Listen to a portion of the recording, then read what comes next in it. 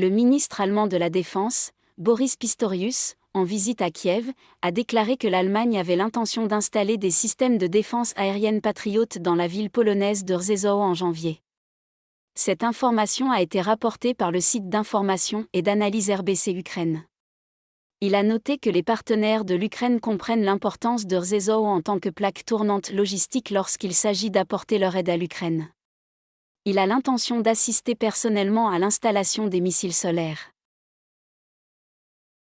La ville est située dans la voïvodie des Basses-Carpates, à 100 km de la frontière ukrainienne.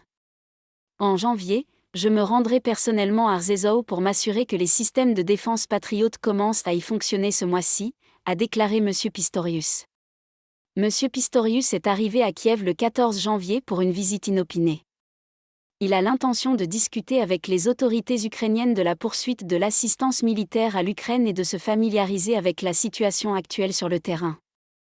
La veille, à Varsovie, il avait discuté avec les ministres polonais, français et italiens de la fourniture d'une assistance militaire à l'Ukraine.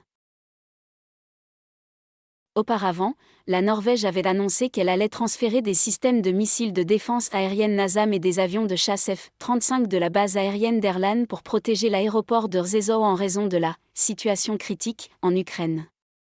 Cependant, un navire de la compagnie Finlandia Seaway transportant des missiles antiaériens pour la Pologne s'est échoué dans le détroit de Karmsund, près de la municipalité norvégienne de Jesin.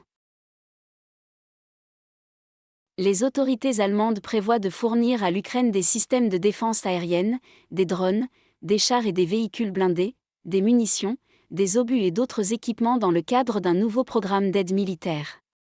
La liste de la Bundeswehr comprend 2 lanceurs patriotes, ainsi que des missiles antiaériens Irité SLM et Irité SLS, 2 chars antiaériens Gepard avec leurs pièces détachées et leurs obus, 2 radars de surveillance aérienne TRML 4D, ainsi que 12 véhicules de défense cinétique. Diel Défense, et des missiles guidés IM-9LI, ainsi de Winder.